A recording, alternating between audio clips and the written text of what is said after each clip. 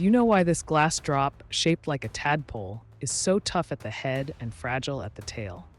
Tempered glass is one of the most widely used safety materials in modern society. Car windows, bus doors, shower enclosures, aquarium panels, tabletops, window panes, and even food containers in your fridge. Tempered glass is typically made through a process of heating and rapid cooling.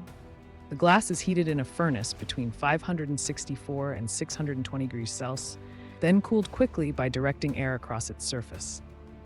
The modern method of tempering glass was credited to François Barthélemy Alfred Royer, a Frenchman, in 1874. He dipped nearly molten glass into oil or heated fat to create this toughened material.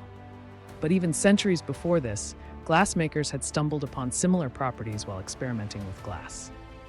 In ancient Rome, around 27 BC, glassmakers discovered that if you drop molten glass into water, it quickly solidifies into a drop that resembles a tadpole with a strong head and fragile tail.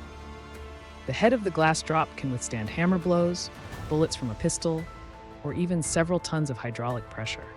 However, even the slightest pressure on the tail can cause the entire drop to explode into countless tiny pieces.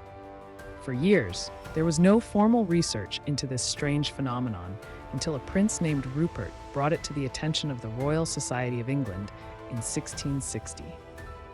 The drop became known as Prince Rupert's Drop, captivating scientists for centuries. But it wasn't until recently that we truly understood why the head is so strong and the tail so fragile. When molten glass is dropped into water, the exterior cools rapidly while the interior remains hot and cools slowly. This creates two conflicting forces inside the drop. The outer layer of glass contracts quickly, placing it under compression, while the interior is pulled into tension as it cools and contracts later.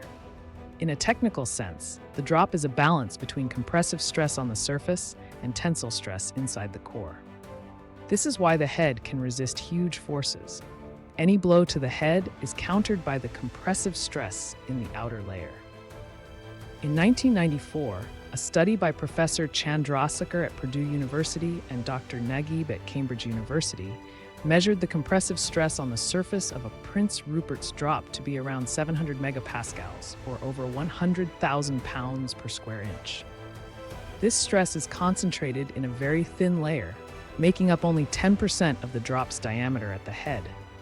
If the compressive stress is overcome, cracks propagate through the tensile core at a speed of 1,450 to 1,900 meters per second, causing the drop to shatter explosively. The tail is fragile because it's thin, and the compressive stress layer is much weaker there, making it the weak point of the drop. Thanks for watching.